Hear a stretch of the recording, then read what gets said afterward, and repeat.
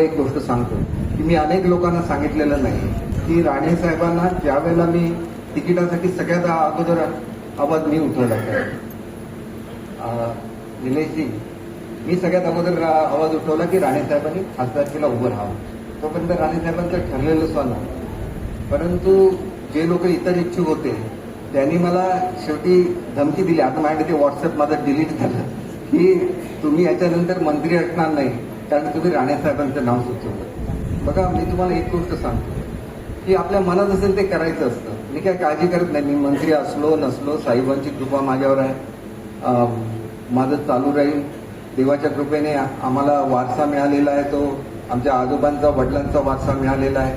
खूप दुर्लक्ष आमच्या व्यवसायाकडे सुद्धा झालेलं आहे.